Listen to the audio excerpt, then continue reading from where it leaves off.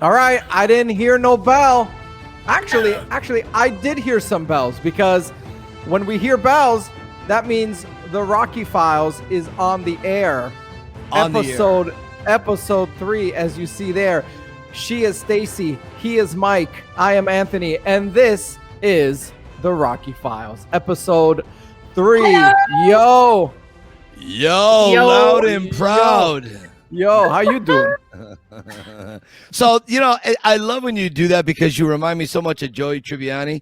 And it's like, hey, how you doing? Huh? Yeah, how you doing? I love that. I love that. Started from Rocky, of course. He made it his own, but there's a different sound to the Joey, how you doing? To the Rocky. I can't do it as well as you, Mike, but let me try. How you doing? Yeah, how you doing? It's a lower how you doing. Yeah, Sly's how you doing, Rocky's how you doing is much more neutral. It can be used anywhere from a birthday party to a funeral to a greeting. All right. It's all the same. Joey Tribbiani's is how you doing? Yeah. Oh, you know what he means. You know what he means. Exactly. You know exactly what he means, and I think he means he wants to sit and watch Rocky. That's what I think. Yeah, exactly. Joey's is very inviting. Rocky's how you doing is kind of like, what do you want from me? That's what I get from that. What do you want from me? How you guys doing? We're doing so good. We're so excited. This is episode 3, and like we mentioned a little earlier in our side conversations, the love coming in is incredible, man. We were just talking about that. Yeah, people are digging it, and I'm so happy because, I never wanted to do a podcast. I never did. I'm not a podcast host. I'm not a guy. I mean, I guess I am a podcast host, but I never really saw myself as one. And Stacy really pursued my. Esther twisted your arm. Yeah, she really pursued did. I mean, you. She went after you. She put me in a full Nelson and banged my face off a cement ground.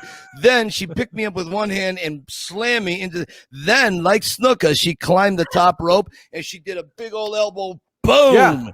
Yeah. And she goes, "Listen." Listen, she did the Rocky 5 street fight. That's seriously. That's what she did. And she goes, listen, Anthony is a guy. He's a great guy. And I already had known you from the pod, from when we interviewed you.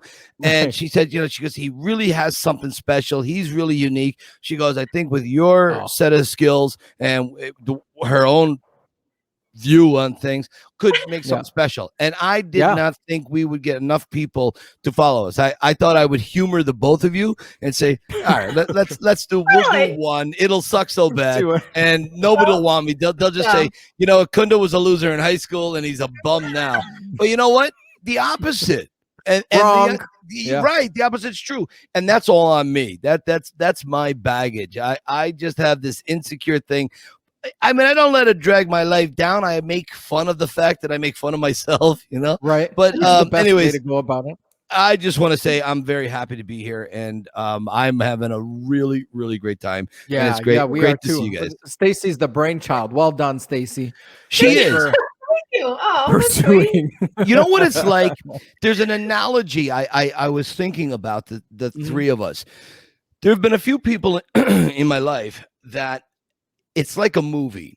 The guy who wakes up or the girl wakes up in the morning and then they go down on their way to work, like if they're living in the city, they stop at the coffee thing and they know the coffee beanery guy behind the counter. Then the girl, like she sells the newspaper and then there's like an older gentleman there and he's buffing the shoes before you get down to the subway or whatever. And every morning you see these people. And although they are not in your life, they're part of your life.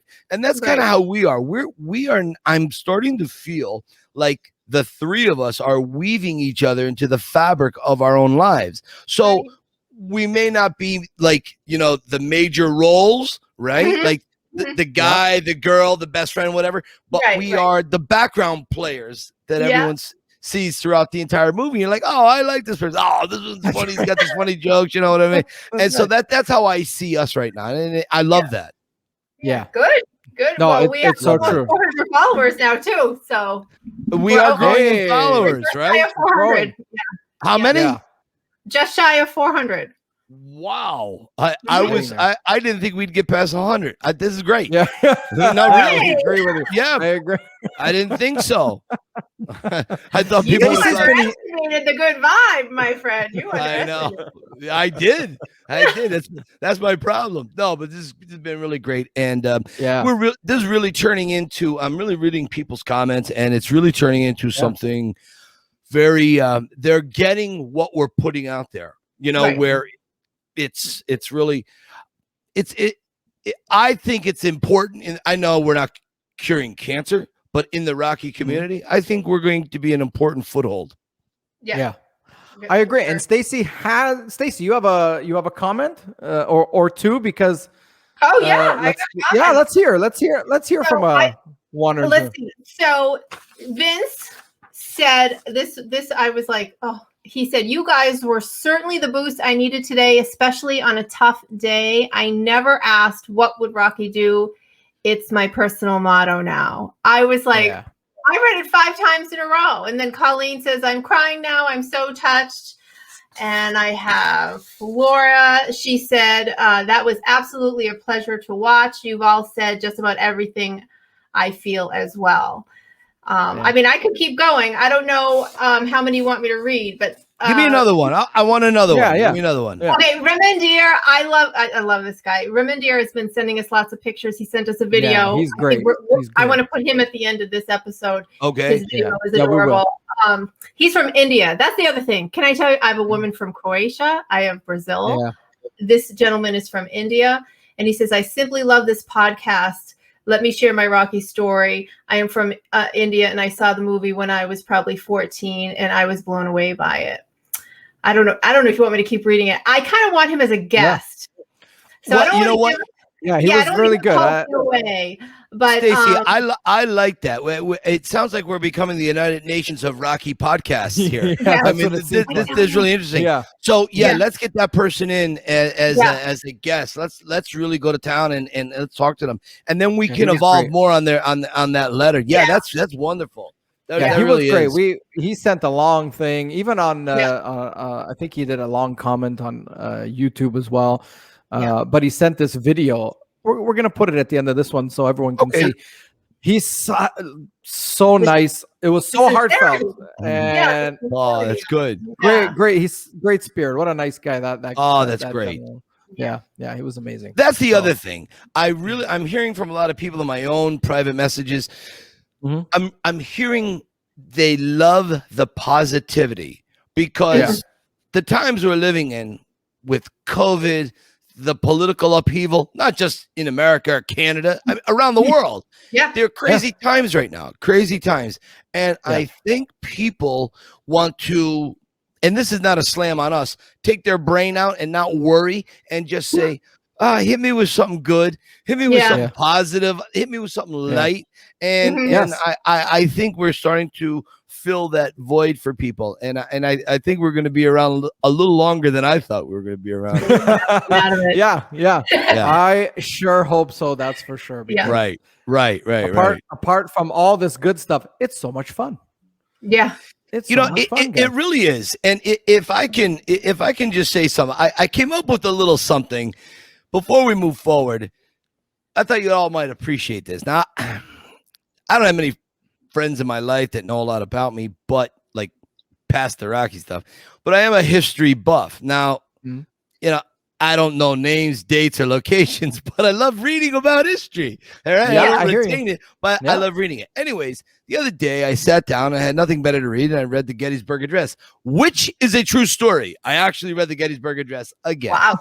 And I came up with the Rocky Files Gettysburg Address. Would you guys like to hear it?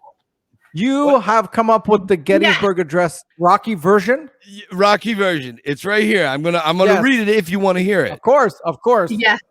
All right. Hang on. I got to put my 53-year-old presbyopia glasses on.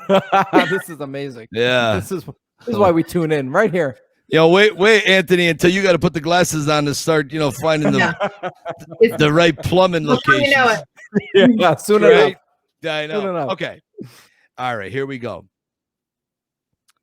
That this podcast under our watch shall have a new birth of inspiration. that this podcast is of the fans, by the fans, for the fans. Those that were teased, bullied, and told they were a square peg in a round hole will never again be in vain. So, carry on your wayward way. We're here for yous.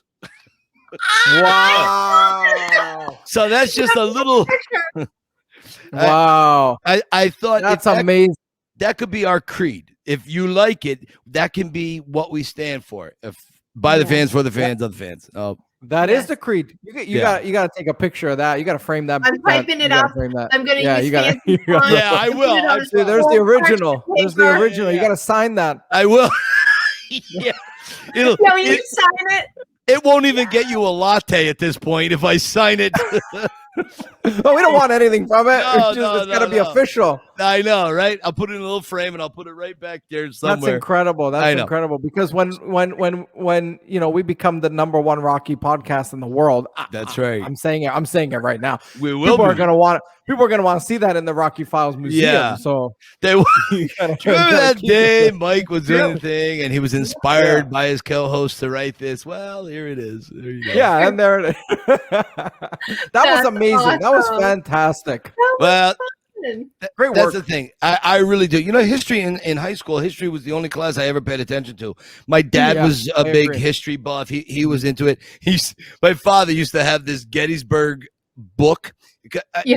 Scranton's 2 hours away from Gettysburg. When I used to live in Camp Hill, I was about 20 minutes outside of Gettysburg. Anyways, he had this big Gettysburg book that my mother got him for like a birthday or something, and it was like Harry Potter times 10.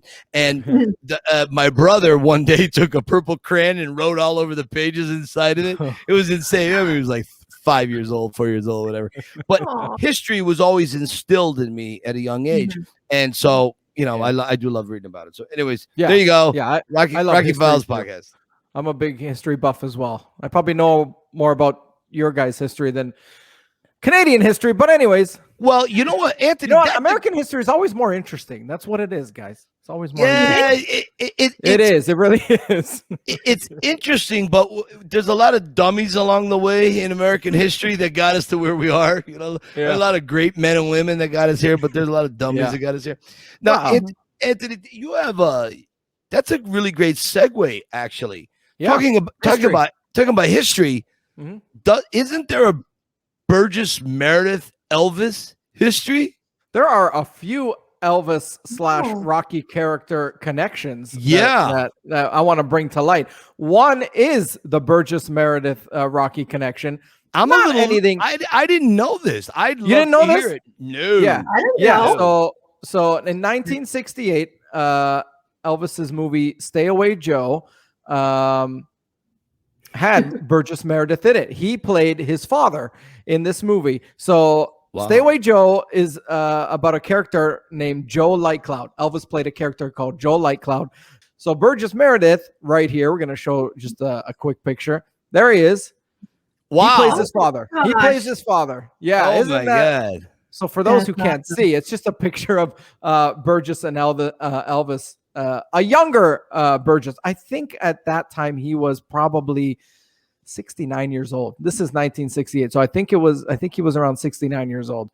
And there's another picture there, just an outtake of them together. Doesn't he look great? Amazing. So they were in a movie together. He played his father. Yeah. Small connection, but there's a little Elvis Rocky connection. But go one more. Other one, go ahead. The other one is the other one fascinates me. So it's 1976, and Rocky comes out. Elvis Presley, he's a big movie buff, right? So he wants to see this movie. He wants to premiere the movie at the Memphis Theater in Memphis. Elvis used to rent out movie theaters because he can't just go to a movie theater like everyone else. So he rents out the theaters and he used to watch movies. He wanted to rent out the Memphis Theater, have Sylvester Stallone come to Memphis, watch the movie with him. He wants to premiere it. He wants to see it for the first time with Sylvester Stallone in attendance. Sylvester Stallone at the time, he said this in a Time magazine, I believe. He said he was either a little bit shy or a little bit shy. Shy, a little bit overwhelmed at all his instant fame. He turned him down. And when asked about this, Sylvester Stallone said he would never, ever after that turn anyone away like that again.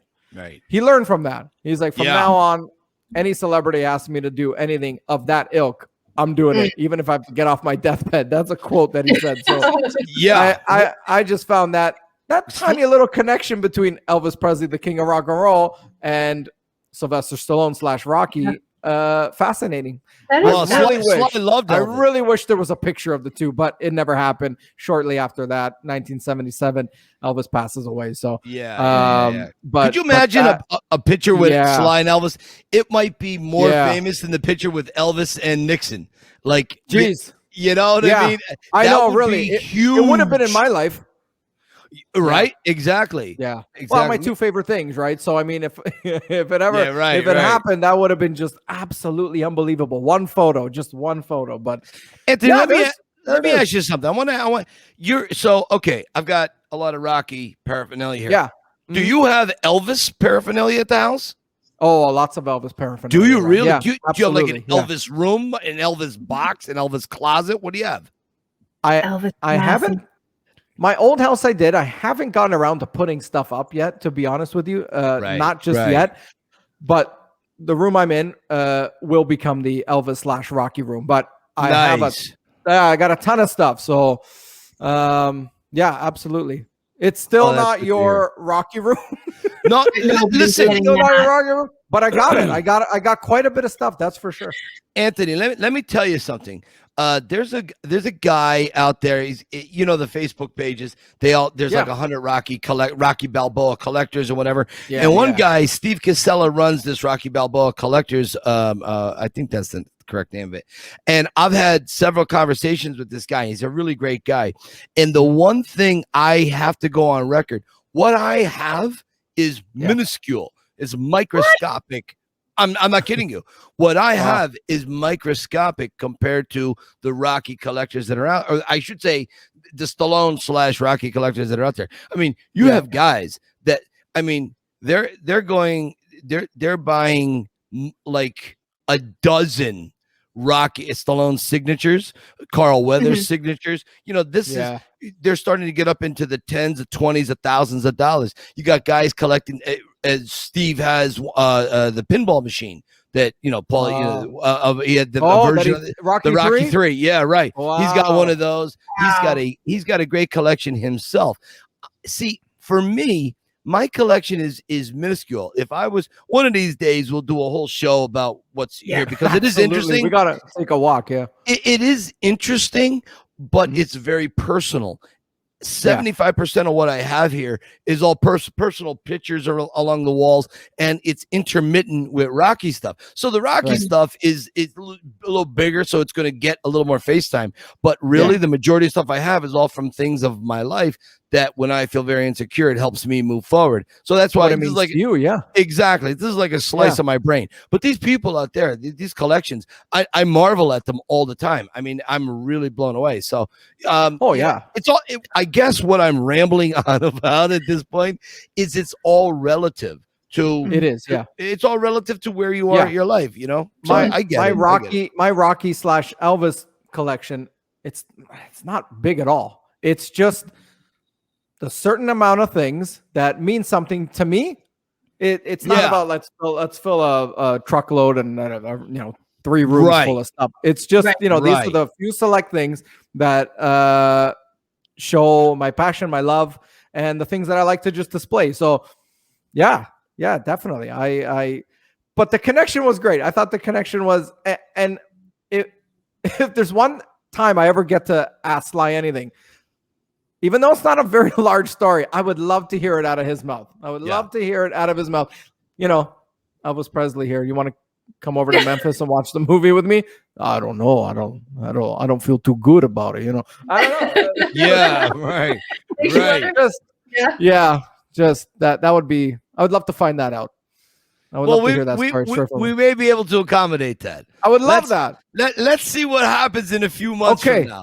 Let's see what November brings. Okay. Yeah. I'm not making no promises. I'm just saying, let's see what November brings. Something's coming out in November. I don't know. Whatever.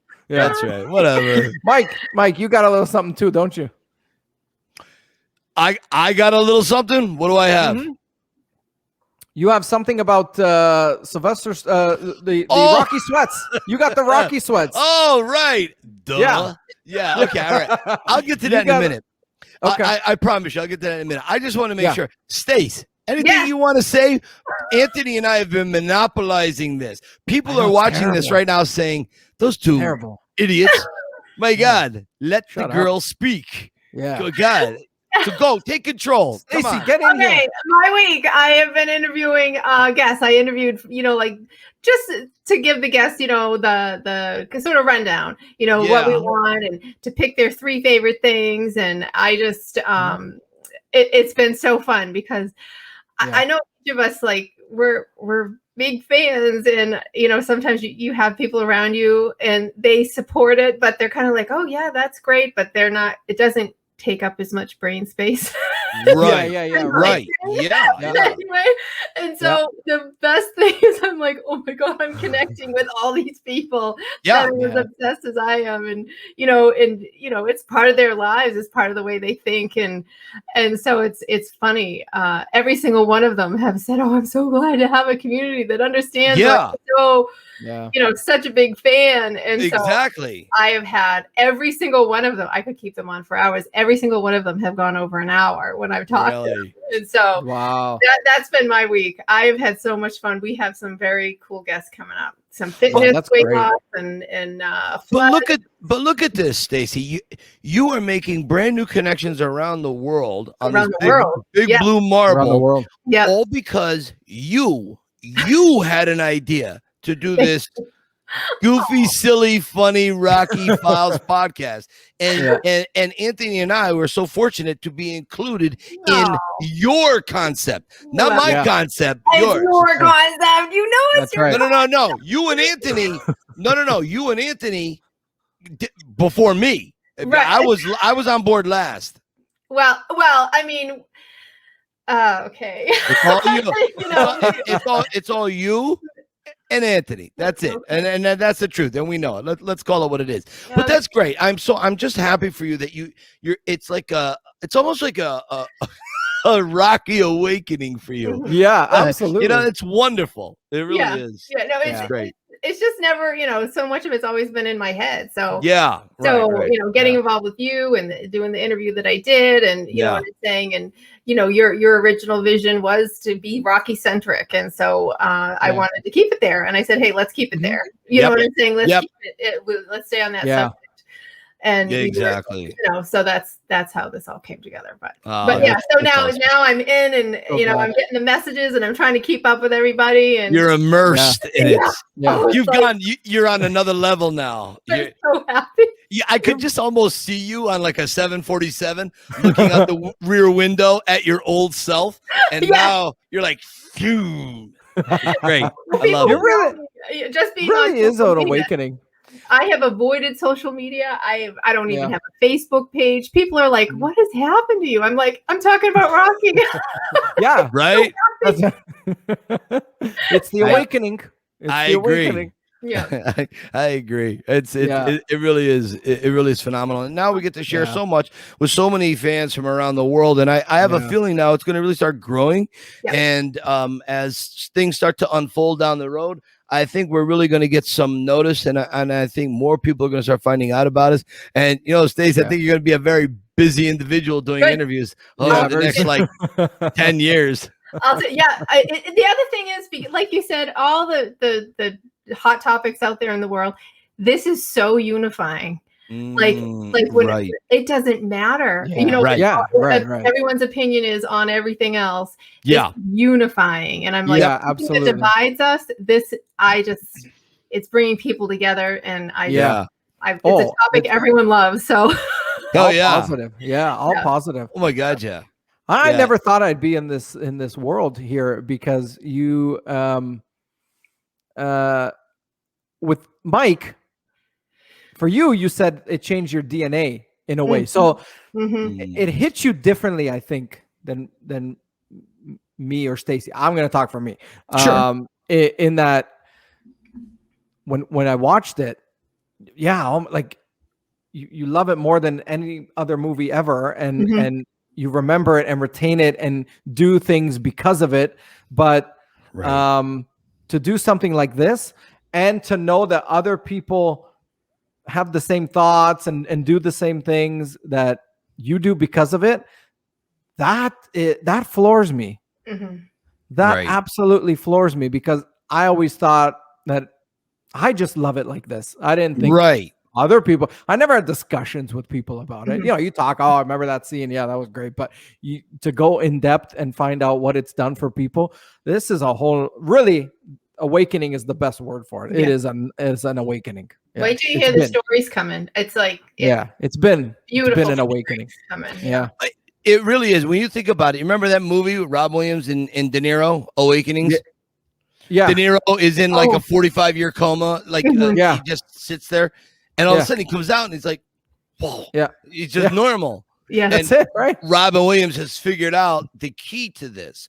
And you know, that's kind of what this is like. And that's what this character has done for me for decades. It's quieted my own insecurities. Mhm. It gave me a philosophy to live by that I was a little bit confused early on. We're all trying to find our place in this world, where we fit in and how we measure up and what's expected of us to so on. And so Rocky, it's not that you want to be Rocky. Well, okay, Right. I wanted to be Rocky, but I'm saying in general, somewhat lesser psychotic than myself. Yeah. It's like Stacy says it best in several of our conversations before we started this. What would Rocky do? Now, that really is, I think, what people look at. They don't necessarily need a black fedora or navy fedora. Navy. They don't need the leather jacket. They don't need to reenact scenes on a daily basis in their neighborhood and lives. But you gravitate towards it, and it gives you a certain anchor. You know, what would Rocky do? He's a very noble, humble character, and I like that. I like that, as opposed to someone that's very gregarious and aggrandizing and so on. Right, this is something more, and I think more of us relate to that. You know, we're never going to relate to having a pet robot, a driveway filled with Lamborghinis or whatever. Exactly. Yeah. Most of us are going to have a pet goldfish, a pet dog, and live in a maybe, exactly. Maybe we're living in a place where we'd like to do a little better or whatever, but we're okay. Yeah. We're okay. And I think that's the genius behind this. And you know, it's I'm so glad to be here with you guys. Yeah. It's the everyman. That's what that's what gets everybody and brings everybody together, is that he's the everyman character. And that's the connection, right? It's just, he's not a millionaire or whatever. He's just he was just a guy. He worked for it. He worked for it. Yeah. Right. Yeah. Well, Anthony, yet again, you have hit another perfect segue. The everyman, the everyday guy. I don't even know how do I do that? I don't even know how. You're brilliant, man. I'm telling you. Right. Yeah, you must have like a 180 IQ, man. You're like unbelievable. My IQ was tested and it was a 19. They didn't know how I was even taking breath. they didn't know how my lungs would function like that. I don't think so. It's so bad. Wait till Sue sees this. She hates whenever I'm so derogatory about myself. Yeah, it's a goof. Sue, if you're watching this, it's a goof. I'm teasing. All right, you got something. Yeah, I got this great story. This is something we talk about on the tours. During the filming of Creed 2, Sly and I were standing out front of the Victor Cafe on the very day they were filming the Drago shows up at the restaurant scene. And it was a hectic morning. There you go. And look at me. I look like a little schoolboy, a little choir boy. Describe this, Mike. Okay, so this is, if you're looking at the Victor Cafe, this is just to the right of the cafe. There's a row home right there with these black tinted windows and this orange brick. And I get a call. I'm inside. I was inside watching everything go down. And I get a call from the owner, Greg DeStefano, who was outside the corner. He had just left. He goes, Mike, come on out. Sly's all alone by himself right here. He goes, you got to come out and see him. And I was a little nervous, so I go out. And there he is. And I said to him, the first thing I said, I go, "Hey, Sly." He go, "Mike Kunder from the Yo Philly Rocky Film Tour. I just want to say thank you for the giant shout out on Instagram. You endorsed me on the tours, and thank you." At this point, Sly's holding a cigar. He takes a big puff, blows it out, and he goes, "Yeah, I know who you are." You don't expect Sylvester Stallone to say this about you. You just don't. not. You don't. No. Now, Sly and I have been on a first name basis at this point for a little while, yet I still can't believe it. Anyways, whole thing. You met him before, right? Oh, a lot of times. We're on a first name basis by now. Yeah, okay, right. First name basis by now. Still. Right. Right. But I can't believe it. All right. I use this line all the time. It's like in 62 or 63, when the Beatles landed at Shea Stadium, we saw the old black and white newsreel footage of the girls fainting and screaming, the 15-year-olds. That's going on in my mind. I've been around him enough. I'm very calm and cool, and I don't get that way. But there was a touch of that going on. Yeah. Sure. So I'm like, okay, yeah, of course he knows me. We had conversations just like a couple days ago. We were just at the statue doing this stuff. All right. Yeah, right. So there'd been an internet rumor going on. There's a lot that happened in that hour where he and I were standing there talking. I'll refer to that as we go on with the show. But for today's show, it's going to be about Rocky's sweatpants, how and why he got them. Okay. All right. We may go long.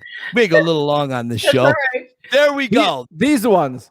The Rocky sweatpants. Now, as you keep this up on the screen for a few moments, here, these sweatpants are god awful.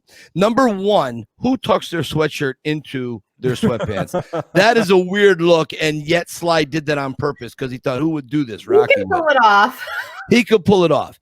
Now, you can't punch when the sweater's in the way, you know. If it's in the way, the glove gets caught up in the excess of the sweatshirt, and right away you're knocked out. You got All right, so here he is. For those of you listening who can't see this, it is a 3/4 picture of the black punching. It's a black and white picture. Rocky's punching the bag, and we see these ugly gray sweats. Now, there's a lot of rips and tears and pinprick holes in them, and they look not flattering on him. All right, so in 1972, Sylvester Stallone was working as an usher at the Baronet Theater in New York. It was right across from Bloomingdale's, I think. He was living in a one-room apartment with his brother Frank. And Sly is famous for saying that he could sit on the bed, flush the toilet, open the window, and close the door. Yeah, exactly. It's a very famous quote by Sly. Most of the fans will have heard this by now. Yeah. So back then, they didn't have a lot of money for furniture, so they kept some of their belongings. What didn't fit into the one set of dresser drawers that they had, they kept their belongings in cardboard boxes on the floor. Okay. So a lot happens in between this story I'm telling, but not pertinent to right now. Go fast forward to December 75 in Philadelphia, and they're filming Rocky. And Stallone had to take him, his wife, and Butkus had to take a train for 3 days from California to Philadelphia because he didn't have enough money to buy an airplane ticket. And he was so excited that he's going to be part of this motion picture. He thought he bought a brand new pair of sweatpants because he knew he was going to need them. But in his excitement, he forgets to pack them. Now he's in Philadelphia, and he realizes, no sweatpants. Okay. All right, fine. So a series of things happen, and he doesn't have a lot of money to go buy them. So he calls his brother Frank on a payphone, who's still in the one-room apartment in New York. He says, "Frank, I need a favor. In the box on the floor is an old pair of sweatpants. I need you to take them, get on a train, come down to Philly, and give them to me. It's the only things I have." Frank says he'll do it. Frank slides in and says, "Listen, there's a small budget. We don't have a lot of money to pay professional musicians. If you want, there's this scene with these guys singing around a barrel on a corner." That's how Frank got to be in the movie. It wasn't so much nepotism as it was necessity. Necessity. Yeah. Exactly. Necessity. Okay. So Frank shows up. He hands the sweatpants to his brother, and he says, "Sly, I took a look at these sweatpants. He goes, you know what? They're very small. He goes, I don't think they're going to fit you. In this picture we're showing, they're sweated out and they're stretched out and they look ugly and horrible on him. But in another picture of him stretching out at the bottom of his steps, they look like high waters, and they are high waters. And he goes, Frank, last time I wore these sweatpants, I was in 10th grade. So he was shorter, so that's why they're high water on him. They hang so low. They hang low in that picture because he's working the bag. He's moving around. Okay. Then Sly, now he's telling me this story out there by the orange brick in the black windows. He's mimicking. Yeah, he's mimicking. He's holding his arms up and he goes, Frank, what the heck is going on with the holes in the sweats? Oh yeah, Sly, I wanted to tell you about that. He goes, when I took the sweats out of the box, on the floor of the box, on the bottom of the box, was mouse droppings. So here you have 48 hours before Frank took them out of the box to give to his brother on the set of Rocky. They were mice food, right? You know what I mean? And here, it's like, it's so amazing to me. Out of necessity, he had to wear these sweatpants. He was going to wear a brand new pair of sweatpants, brand new. Mm-hmm. But it didn't go down that way. Like so many other things that happened during the filming of Rocky that many of us know, via necessity made the movie better. It almost was better than exactly. It's almost better that they didn't have a budget, that they had such a small budget. Yeah, right. It makes it more authentic. It makes it more believable too. So he wasn't rolling in it, and clearly his clothes say so. And exactly. You know what I mean? So the holes in the pants came from mice? From mice. Exactly. That is yeah. Now maybe the larger holes, maybe they rip when you have a bunch of small ones and you stretch and move, then they're going to rip to make a larger one. But all the small and I have another picture. I didn't send it to you, but there's a backside. When you look at Rocky's rear end of the sweats, you'll see even more holes all over, and you can see, I think he was wearing long thermal underwear in Philly. It was very, very cold then, because you could see it looks white. Either that or it was tighty whities underneath. I don't know. I'll have to ask. I've got to ask him. I'm not sure. Yeah, one day you got to find that out. Oh my god. And that's become so iconic, the gray sweat. You know, right. I've always wondered, the ugliest sweat tracksuit ever, but it is the iconic sweatsuit. Like, and then I asked them, and then I asked them, I said, Sly, when you sold everything in 2015, I said everything was in the Heritage catalog. It broke my heart to see it sold, but you know, you raised money for military families, and that was a beautiful thing. Anyways, I said, what happened with the sweatpants and the Italian Stallion sweatshirt? Where did that go?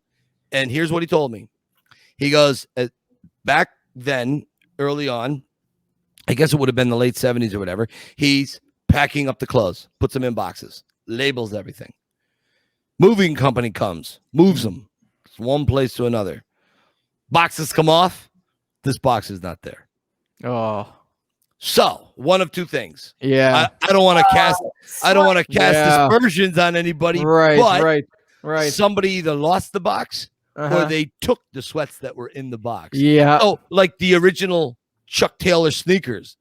They were in that box, and I'm like, oh, and I didn't see that in the Heritage auction. And he said, no, they were gone. They were gone a long time ago. And I'm like, oh my god! Could you imagine if somebody has the Italian Stallion sweatshirt hanging in it, right? They can't ever put it on social media. They can't ever put it out there in these groups because they stole it. Right? Find it. Yeah. You know what? After they're gone, their family members could do it. And then maybe put it out. Maybe. Yeah, maybe. My uncle stole this, but here it is. Yeah, exactly. My uncle stole this. A guy I know. 5-fingered discount. Yeah, exactly. It bounced off the back of the truck. I don't know. Landed in the street and picked it up. I don't know. Prove I didn't. I don't know. All right. I don't know. Yeah, all right.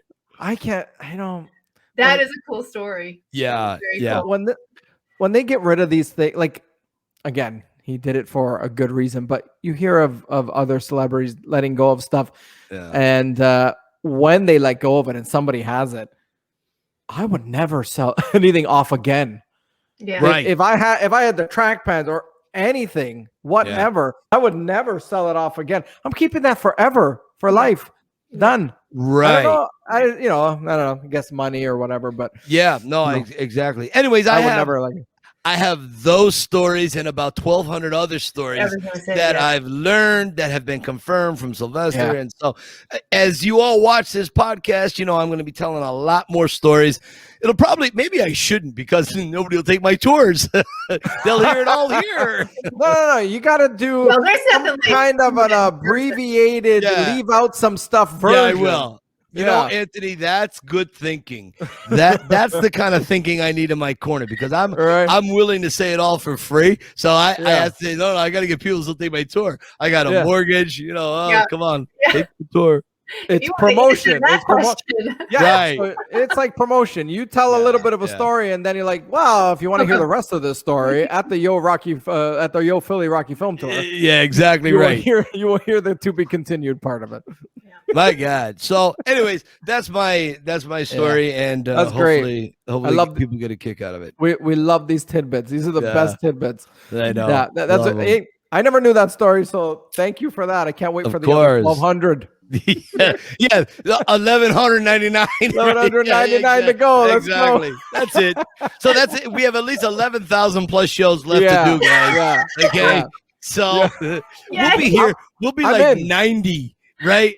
Yeah. Stacy, we're gonna have to go to once a week. I'll be years. Would that be? Yeah. Well, okay. Go to 2 or 3 times a week. Yeah, right. Exactly. So look at it this way: I'll be 90, Stacy will be 85, and Anthony will be 40. Okay. And, exactly. Not exactly. But okay, I'll take it. We'll get up close to the screen. What'd you say? Can you hear me? Sue, it's not working. Yeah, you'll have the Mickey earpiece. Right? Exactly. Anyways, great story. We're getting punchy. Did we? We're getting punchy. Hey, here's a question for you guys. Yeah, Stacy. Yesy. Yesy. Did we interview anybody this show? We sure did. We did? I love this story. Yeah. Who is it? We did. Who is it? Yes, what do we got? Stacy, tell us who we interviewed. Danny from the UK. I was so wildly impressed with his story. It is perfect. Came from a really genuine struggle to the coolest. I don't want to give it away. We're going to break away and let him talk about it. But he had a journey and he made it like 100%. And he should be so proud of himself because that was a tough journey, and we know it. And he conquered it. He conquered something very difficult, and the way he's influencing young people now. Yes, is so Rocky-esque. Yeah, so perfect. Exactly. So our guests our watchers, will enjoy this for sure. Yeah, exactly. Yeah. Danny's a great guy. I love the guy. Stacy, you said it all. There's nothing I need to add. I don't know if do we have any messages we can play before that? Yeah, we have some videos. We do. We'll pop them in. Yeah. Awesome. We got some messages, and after the break, we are going to hear from Danny from the UK. Awesome. Anthony, hit those messages. Hi everybody, my name is Raminder. I'm from India, and thank you so much for your podcast. My Rocky story is that unfortunately, in the early 2000s, my family went through a financial crisis, and it is during that time that I thought that what would Rocky do? And he would just keep on going like the way he did in his boxing matches. And that's what I did.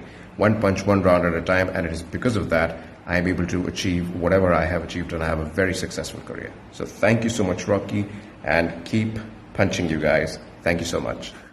Okay, guys, we have quite arguably the biggest, and I mean tall, because this guy's tall. He's about 6'8". He's a big, tall guy.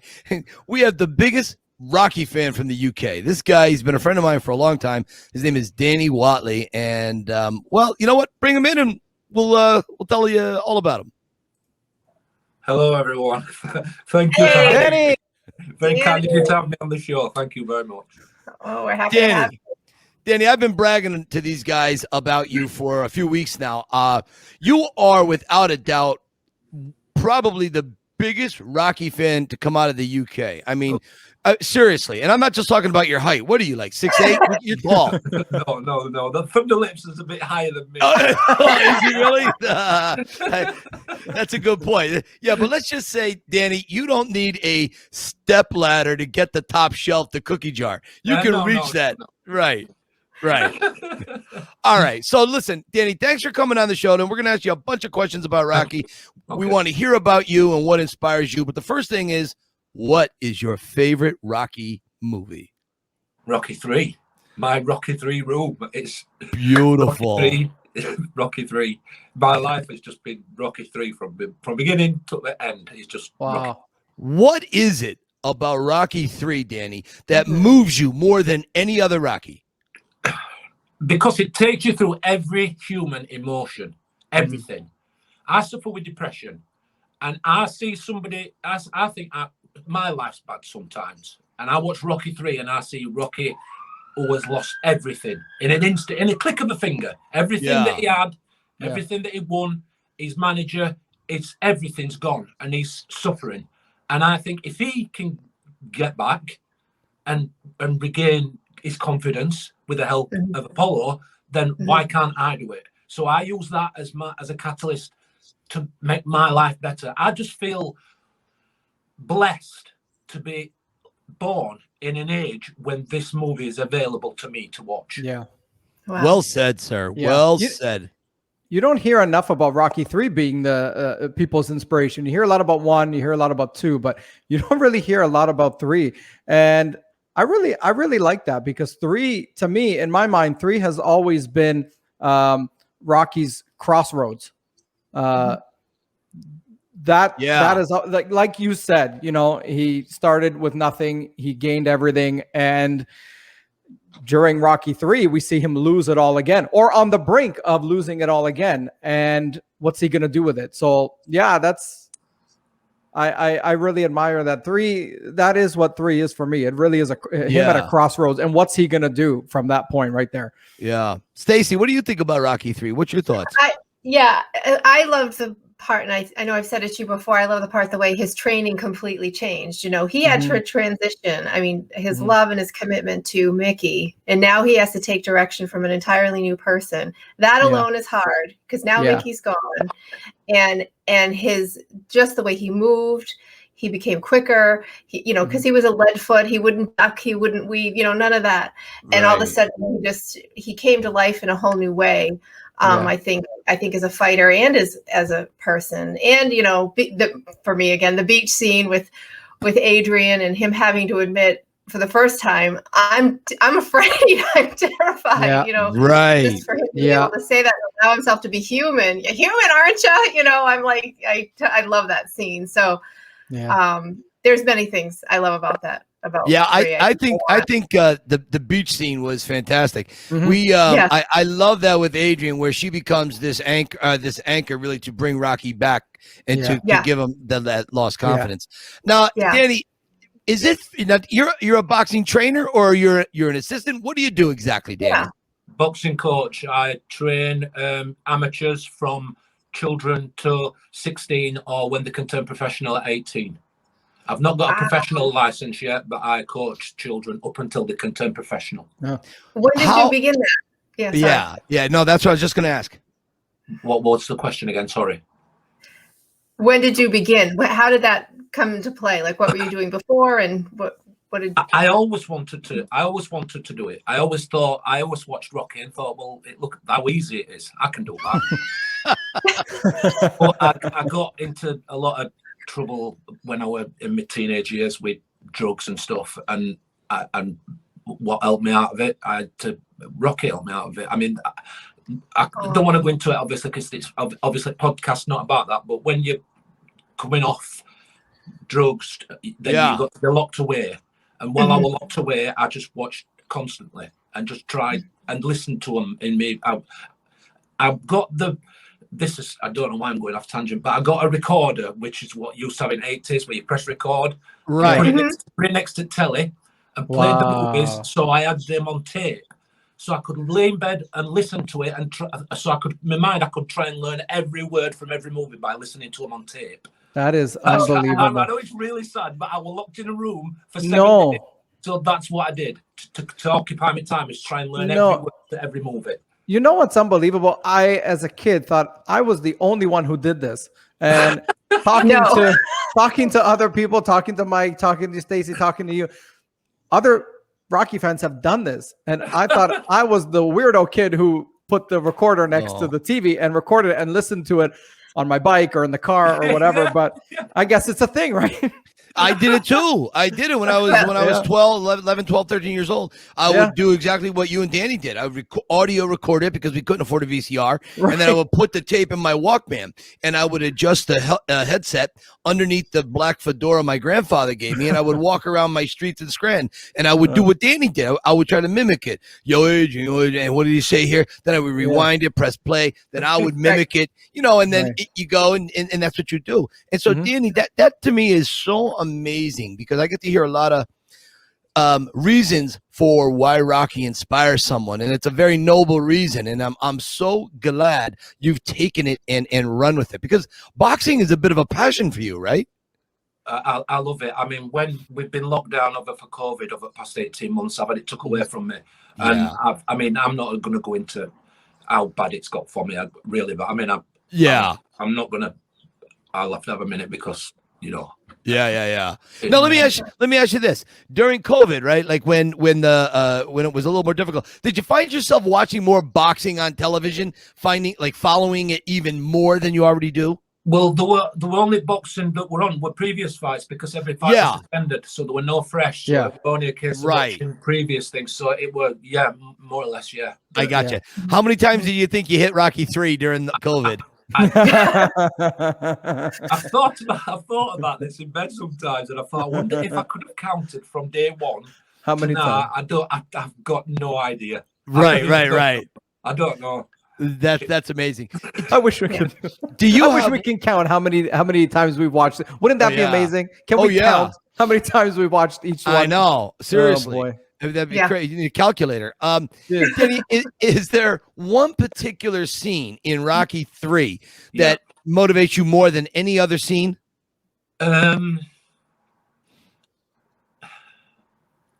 don't know. I think it's that beach scene. Mm-hmm. Yeah. That beach scene's it's just incredible. It's amazing. And that can be adapted to anything in life. Yeah. Anything, anytime you feel like something's going wrong or your life's turning upside down or you feel sad, you can recite what Adrian says to Rocky and it just adapts and you can just think that's true. Them words are true. And I'm going to follow those words, what she says, because she's just talking truth. It's just wonderful. It's just I love that scene for the motivation, but I love it also because that's Adrian's coming out party. I mean, in Rocky 1 and 2, she's meek, little wallflower, little wallflower. But in that moment, man, she come out hard and say what is on her mind because she's got to get this guy back on the rails. Yeah, right. And I think that's what all of us want is to have a partner or a spouse like that will have our backs when we're down, that when we can't lift ourselves up, they can help lift us up. And I think that may be my favorite scene. Now, I agree. Danny, how important do you think the Adrian factor was throughout the Rocky series? I think it was an integral figure. I think only reason Balboa worked was because she was taken out of it. But without her, then she's exactly. You can't imagine it without her. Like if they didn't give him the Adrian character, let's just pretend that Rocky's just on his own. Yeah, I don't know. I don't think it works. I don't think. It's going to work, but you're not going to get that emotion. It's not going to be the emotional as movies big that as they were. Was. Yeah. Right. Yeah. Well, she's also his reset button in many ways. You know what I'm saying? That constant. I mean, and as a female and sort of feeling her as she's trying to support him. It's funny because I actually had this conversation with a fan on via messaging today about this very thing, and that it's like, she said win. Even though she like his heart and his motivation sometimes is bigger than his common sense. Yeah, You know right. what I'm saying? Yeah.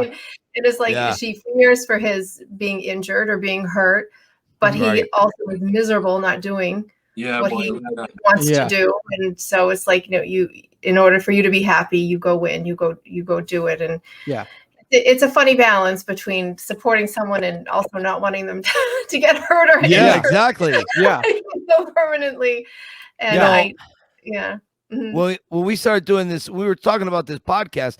Danny was one of the first people that came to mind on my side of things because, one, I love the fact that he's from the UK because I like showing people. I know a lot of people in the UK, a lot, but not most of them aren't willing to come on and do a podcast. And so I said, Danny's got one of those personalities where I think he'd be a really good fit. Plus, he knows a lot about things.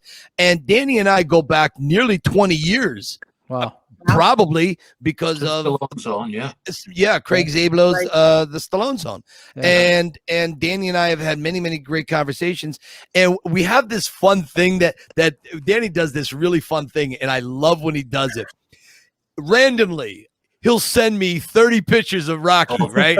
Rare pictures. Rare. And he'll go, okay, do you have any of these? And so I'll say, okay, I have all of them. And he'll get like, man, there's nothing I could send you. You have everything. I go, no, Danny, when you find something, please send it to me because I get excited because I have so much. I want to get re-excited. So Danny's one of these guys that fires me up. And every so often he sends 2 or 3 that I've never seen, and I'll post them and I give him credit for it and all that. I love doing that.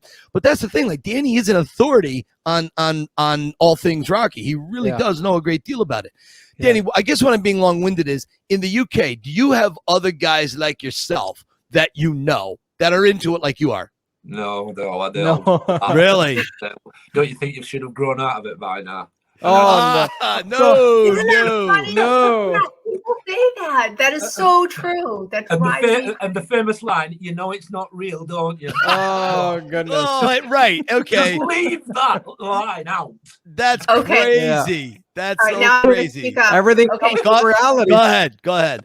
No, I'm just saying not real. I've said it a million times. What you went through, what you've overcome is very real. You know what I'm saying? You had all these goals. You had something you needed to beat. You beat it. You know what I'm saying? You wanted to start a gym. You did it. That's reality. I don't care if the story's fiction. I really don't. It doesn't matter. The inspiration becomes very real, is very realistic. So that's the real part of it. That and you were saying what you take from it is the real part of it. That's what makes it real. Right. And I just to me, there's nothing that's off topic because Rocky's been in a very dark place. Paulie's gone through very dark things. You know what I'm saying? So I think all of the Rockies cover all of the human experience. So and guests that we have, I certainly don't want guests to feel like there's anything off topic because it's all on topic. It goes through everything dark to light. Right. So and this is it's a movie, but it's a different type of movie. So I mean, what happens to all these characters is real emotions that everybody goes through. It's not some Star Wars, that you can't really relate to. Yeah. It has real emotions, life, death, winning, losing. So everyone can relate to that. Yeah. What happened was not real, but everyone knows of things that like that have happened. So that's where you take the philosophy and the message and use it in your own life, like Danny has. So whoever says that, whatever. Whatever. You get it or you don't get it. You know what I'm saying? You don't get it, you won't get it. You bum. Yeah.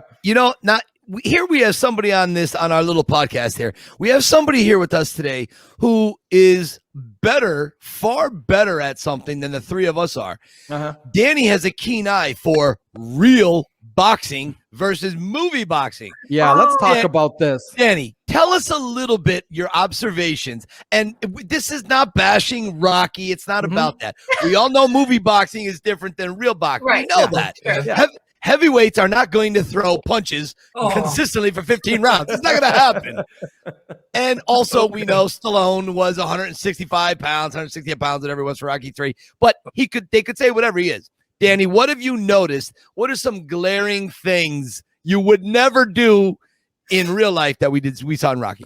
Yeah. I'll just do one because Okay. I could go on forever. In the final round, It's not that bad, is it? I always thought it was pretty real looking. It's not that bad. In the final round of Rocky 3, Okay. when Rocky takes all them shots and catches all them shots and starts using and rolling punches and slipping them, and then he gets out, he throws about 7 to 10 jabs in a row. Then he throws a backhand, and then he throws another 7 to 10 jabs in a row. Yeah. Now Clubber would have took 2 and thought he's not throwing another one, and he would have caught all the rest.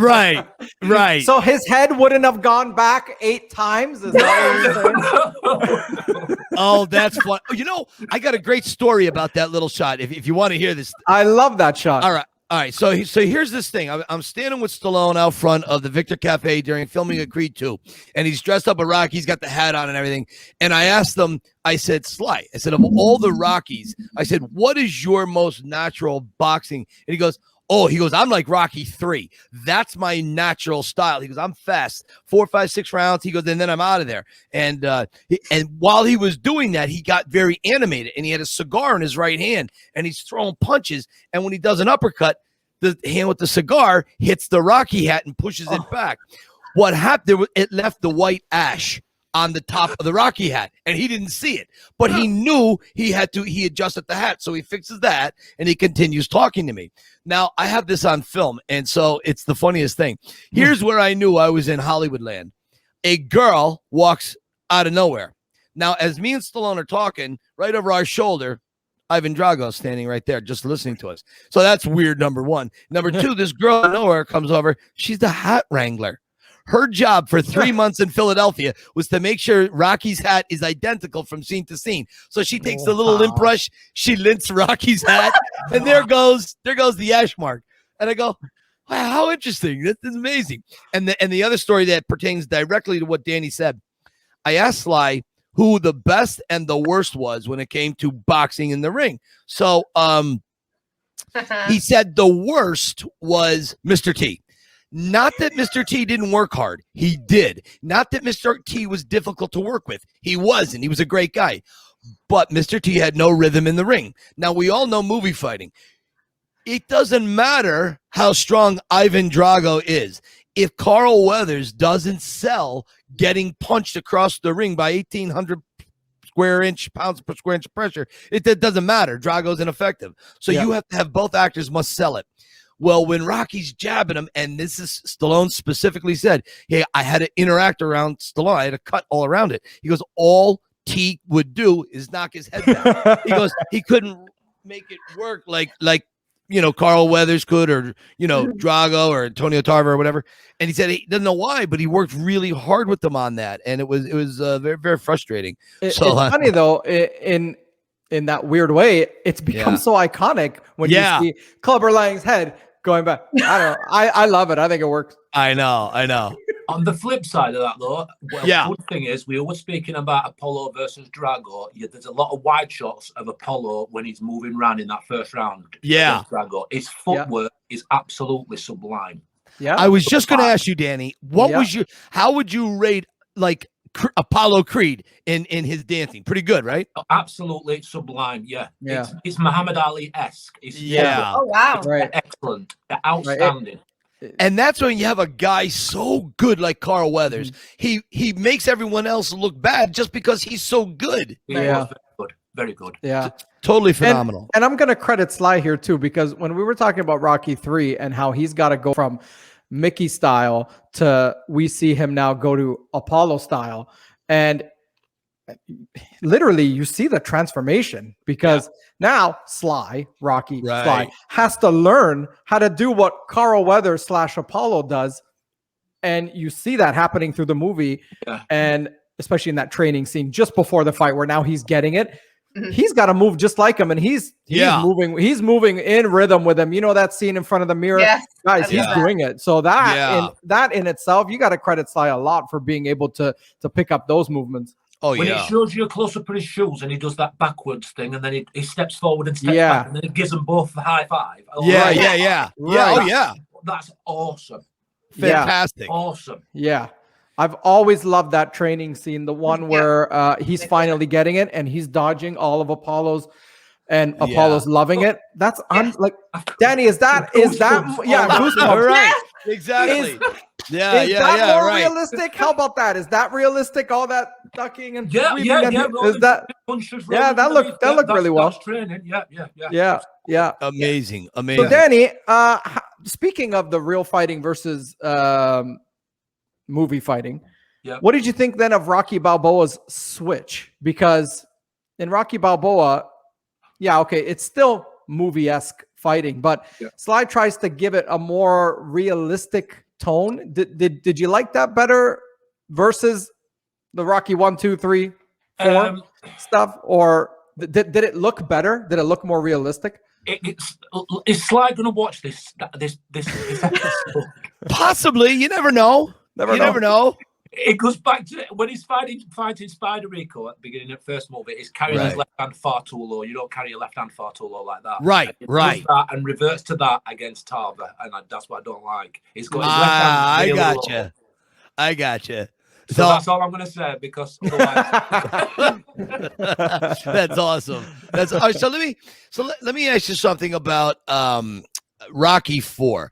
So Danny, one of the things you and I complain about, we commiserate how people get all these opportunities to ask Stallone questions about whatever they can, and they always default to, did you really get hurt by Dolph Lundgren? Did he really? Okay, so that drives us nuts. But that begs to ask the bigger question. How did that happen? How does that not happen more in real boxing? Yeah. So from what I understand, Drago hit Stallone for real. He hit the solar plexus that hit the periocardial sac around the heart, and it began to bleed. So why doesn't that happen more with real boxing? Yeah, that's a good question. Because they're already been sparring for months before a fight, so they're already used to taking shots to the stomach. Oh, so Sly's obviously not been right. He don't do a fight camp, which is 12 weeks where you're eating properly, sleeping properly, you're getting nutrition, you're doing your sparring, you're doing your drills, you're getting used to getting punched. Right. So Sly wouldn't have done that, would he? Because he's Right. Rocky's real. It's not an acting. This is gotcha. That we're talking about.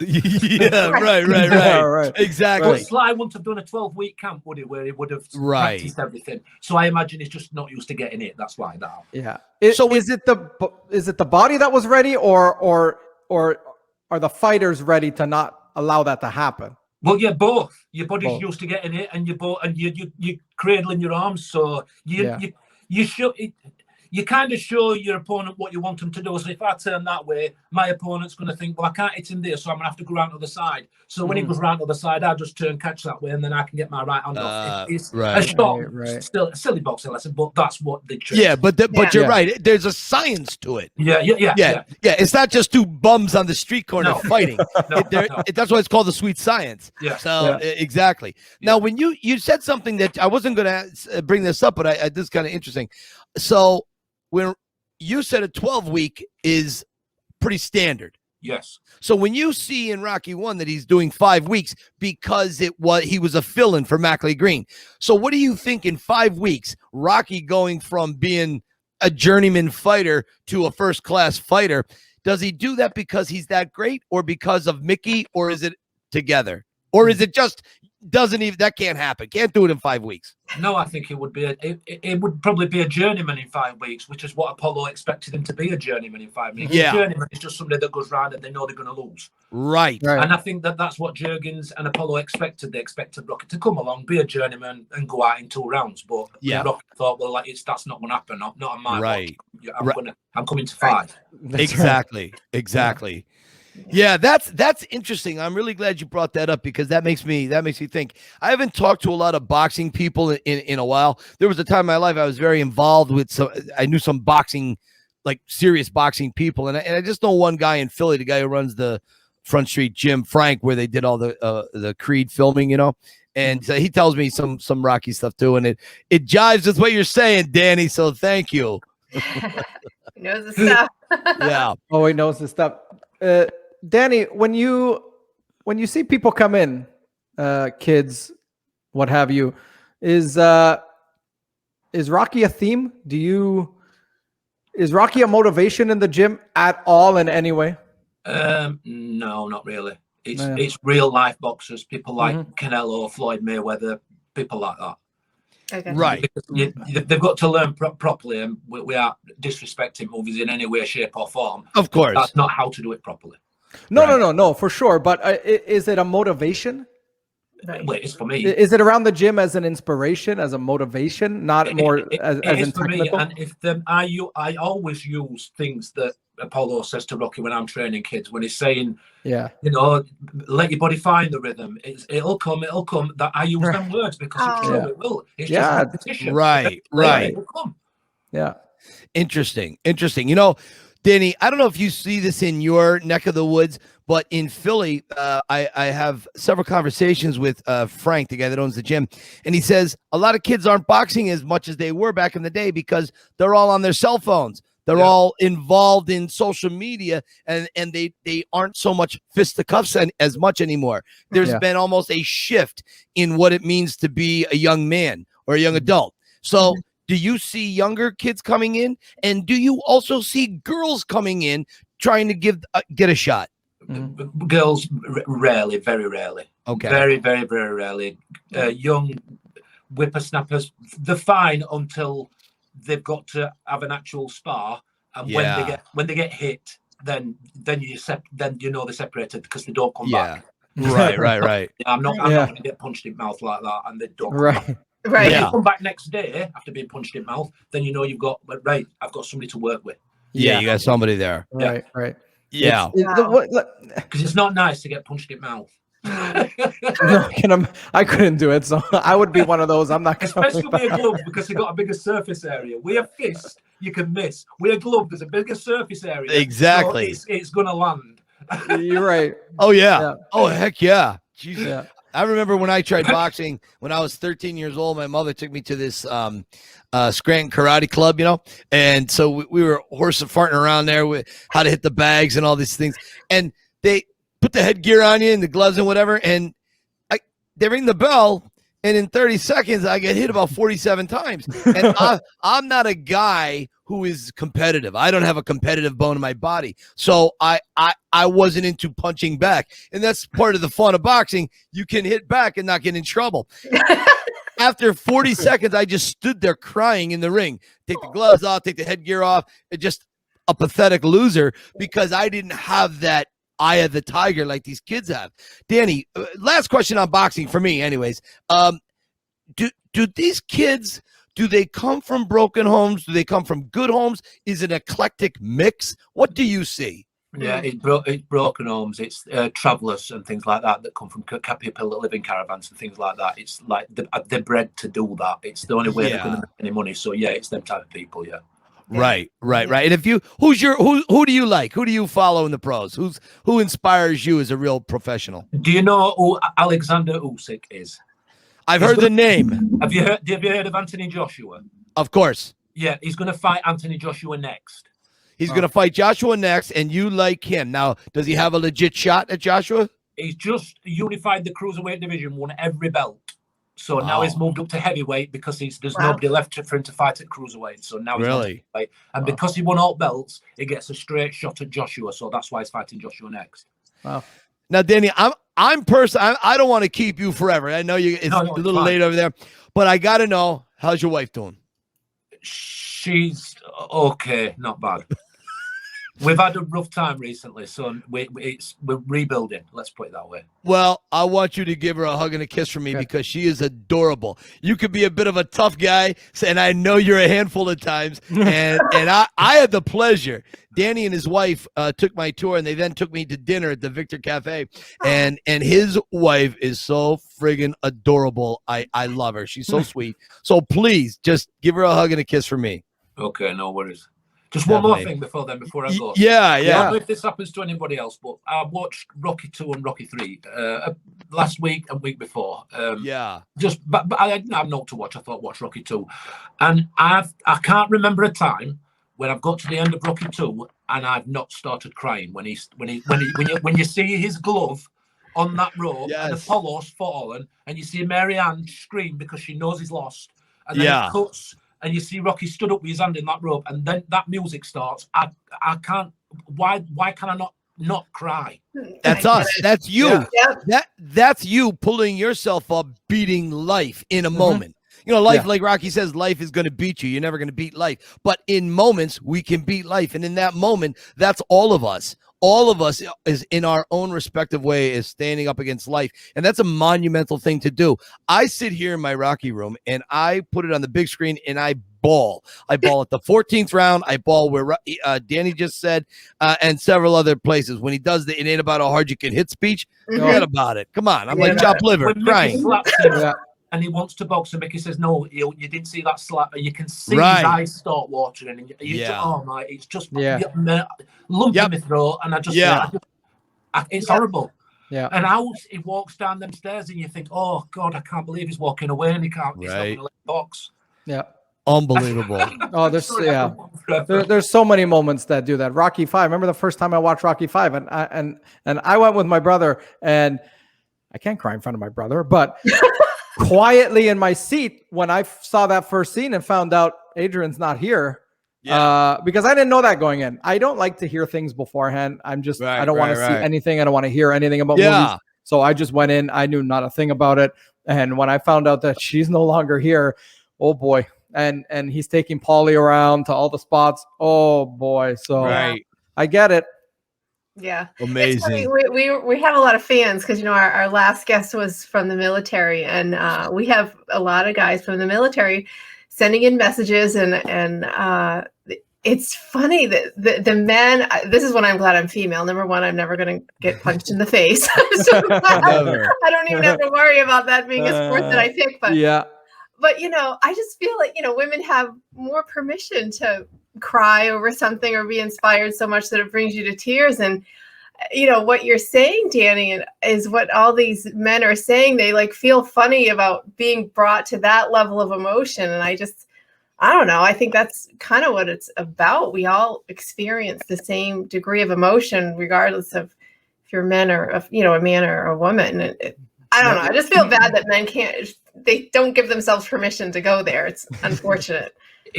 Disregarding Creed, that wave at the end of Balboa, you know, when he disappears and just fades, that wave was for me. Yeah. Right. Yes. Exactly. That's another good one, because when I saw that as well, I don't like to know things. So I didn't even know that Creeds were in the work. I didn't know at that time. So when I saw him do that, I thought literally that's the last time I'm going to see Stallone being Rocky. Yeah. And that's another one that got me. That's another one that got me. Yeah. Oh, there's never been a Rocky I've gotten through without crying. Every single one of them. Yeah. I mean, maybe, I don't know. I cry all the time at these movies. I cry, but I cry shoulders back, chin up, like stoic. Yeah, right. I'll cry. I'll show you. Yeah. I'm not going to babble. Right. Not ashamed, but it's exactly just, it comes out a little bit differently. That's all. Yeah. That's all. I think Bill Conti's got to take some responsibility for some of these tears. Without the music there, you're So I've got a point to figure out, Bill Conti. You made me cry. Oh my God. 40 years you made me cry. Yeah. We're gonna talk about Bill Conti one day. I want to talk about Bill Conti one day and his music, because there's another genius. Without those, I'm sorry. Yeah, Bill Conti is quite brilliant, and they're bringing a lot of that back now for the Rocky versus Drago director's cut. So they've reduced the synthesized music from the 80s. They're going to bring back that, and Gone, of course, is the robot, and they're going to make it more heartfelt, soulful Rocky. And I'm excited about it. And I've been talking on tours with people over the last couple of weeks about it, and they're like, "Oh, what's he going to do? He's going to do the same thing Lucas did with Star Wars." I go, okay, well, here's the thing you have to remember. Maybe you don't want that to happen. Don't go see it. Just put the Rocky IV DVD in. That's all. That's it. Don't worry about it. Just discard it. Just discard it. Yeah. It's just an alternate take on it. That's all. But you know what? They're all gonna go see it. Yeah, of course they're gonna go see it. They're gonna be the first ones in line. They're all gonna go. Yeah. It's gonna be interesting, the Bill Conti music against Rocky IV, because that is not the sound. So and Go ahead, Yeah. I'm sorry. No. Yeah. It's like, I'm sure you were just gonna say it's ingrained like a tattoo. Right. That music from 1985, right? Yeah. Mhm. Right. Yeah. But I mean, I have on my phone, I have the original Rocky music, and it'll just play when I have my iTunes playing, and Yeah. Right. I don't even have to be watching anything. You hear the music, and then Yeah. you know what I'm saying. You know the scene that was playing. Yeah. and you Yeah. can Right. I get emotional anyway, just Yeah. hearing the sound, never mind even having the visual, never Yeah. mind even watching. Well, No Easy Way Out has been spared, so that's good. Yes. Yes, Praise. that is God. exactly. Thank- No Easy Way Out is a perfect Yeah. Rocky yeah. music video. Oh, Yes. Perfect. if Oh there's man. if there's anything that made it, thank goodness for Oh, that. Yeah. I'm glad. Oh, well, slash. I'm glad they made it. Which one of us has not driven down a highway with that song on and looked into the back seat or out the window Yeah. with a somber look on their face? Come on. Yeah. Yep. Mate. Come on. Totally. I've done it so many times. Oh yeah. Come on, guys. Oh my God. Yeah. 85. Oh yeah. Come Right. on. Exactly. I had in the first nice car I could afford was a 1988 Dodge Daytona, black with the pop-up headlights, and it was a stick shift. Oh, Yeah, and so I would take Sue when Sue and I were dating, like in 89, 90. It would be like 2:00 in the morning, and I'd drive her back. We'd fall asleep on the couch. I'd drive her back home to her mother's, and so I would always go through the back streets, and then I'd cut through downtown Scranton, and I'd blast that sound, baby, we're indestructible. Oh, it's the best. It's the best. And Yeah. we all do that. And wipe your brow like that as you drive. yeah, Yeah. right. Yes. Look in the rear view Yes. mirror. yeah. Look in the river. Shift it again. Remember yourself in the past. You know. Yeah, exactly. Man. Exactly. There's another emotional moment right there. Yeah. It's So crazy. many. There's It's so crazy. Danny, I'm thinking maybe in the future, maybe we do a part 2. We'll just bring you in. We'll just critique Rocky stuff. We'll talk about Rocky stuff if you're Yeah. up for it. Anytime. I It's love been it. an absolute pleasure, and I'm very I love humbled it. and honored to be asked by you. Yeah. Lovely. Maybe I have one of your Thank you very much. students on too. You know what I'm saying? With you, maybe. Yeah, if you have a boxing student who is into Rocky or who's fairly aware of it, might be Yeah. interesting to sit at the gym and have them in the background or have them talk a little bit with the gym in the background, have the ring in the background. That'd make for a great visual. Yeah. Absolutely. I You're think it's so important for Danny to hear. Maybe they might have something wonderful to say about you. You know Exactly. what I mean? How you've been as a coach, and I don't take kindness very well, though. That's one of my traits. Oh, I don't think I deserve kindness. So when people Oh. are kind to me, I That's don't not true. take it very well. Oh, no, that is definitely not true. Danny's You one do. of the good guys. you Trust do me. absolutely. I know Danny a long time. He's a good man. You're very kind. You're- You're very, that's obvious. very kind. You are going to be our Rocky analyst. We'll bring him on from time to time and just analyze away. I love Yeah. that. Yeah. Thank you very much. You're all very kind. He's going to be like our Burt Sugar. I don't know if Yeah. you guys know who Burt Sugar Yeah, is. just regular hits. Yeah, he's going to be our Burt Sugar. We'll bring him in and he'll have a whole thing. We'll get Danny a big hat, just big a whole thing. It'll be a whole Yeah, thing. Danny's corner. Danny's corner, right? I like that. I like that. Yeah. All right, Danny, listen, I love you, brother. You take Thank care of you very yourself. much. You're very, Thank you. very much. Danny, Thanks, thank buddy. you so Great much. job. Thank you very much. Wow, guys, Danny. Wow. Yeah. He's such an amazing guy. A very, very nice guy. Yeah. Who's come onto some hard times. From what I get, from what I heard, in his life, and it's gotten through it. I mean, using Rocky as the philosophy, as his motivation, and what I really like about, from what I heard, what he's doing, he's paying it forward too to others who have come into hard times themselves, kids as well, through boxing, teaching them boxing, right, and life lessons, giving people a reason to fight, not literally, but in life. Yeah. And he tries to show people that they can be more. I mean, he said he doesn't really think highly of himself, which is terrible. But Yeah. I did. I think we did. And he should too, because he's doing some great things for people using Rocky as his rock, Mhm. Yeah. you know, his motivation. Danny should be proud. Danny should be proud. What did Yeah. you guys think? Yeah. Yeah, He's Stace. very proud. I applaud someone digging themselves out of that kind of darkness. That so many millions and millions of people have the same struggle, and people need to know that you can dig yourself out. And like you said, Anthony, he doesn't give himself enough credit. It's like he's now living in real life what Rocky was in fiction. And I was saying to one of the guests that I pre-interviewed this week that there's 2 layers of inspiration now. All of us grew up with 1 layer of inspiration, and that was because we came up with Rocky in real time.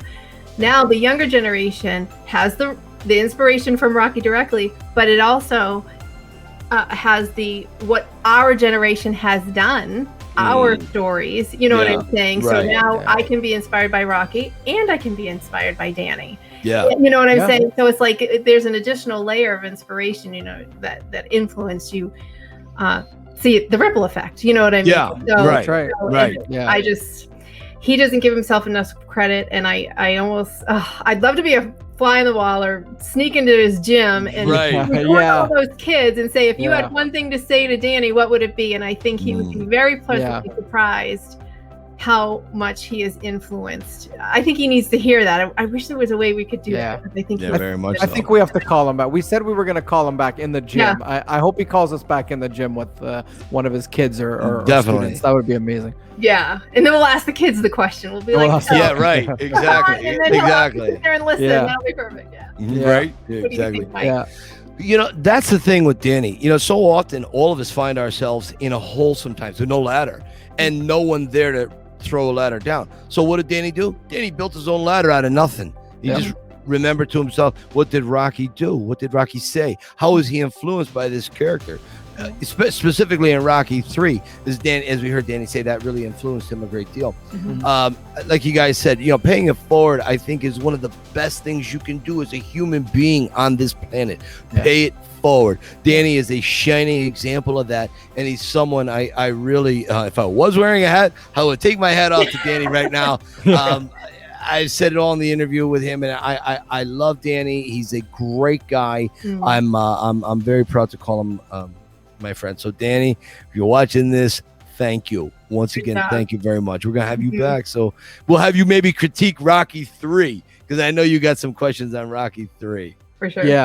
We want him back to talk about his favorite Rocky. We're gonna get in depth because he had a lot of Rocky 3 knowledge for sure. He loved Rocky 3. Anthony, once again, you have done it. You have segued into another perfect question. 3 for 3. 3 for 3. I'm telling you, I'm so impressed with this guy. I swear to God. Thank you. So we are going to segue into wondering questions. What is out there? Stacy. Stacy's got a question. Is there another question we can answer?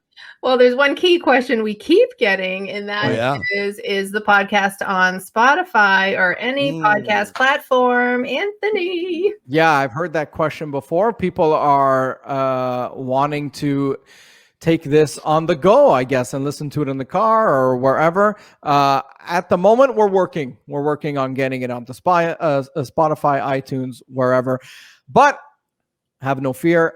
All you have to do is get Podbean, the Podbean app. We are on Podbean, so you can still listen to it on the go, at the gym, in the car, what have you. Just download the Podbean app, and the audio version of this is there. So awesome. We're working on getting it elsewhere, but for now, I'm so glad you know how to do this stuff. I don't know. I don't know.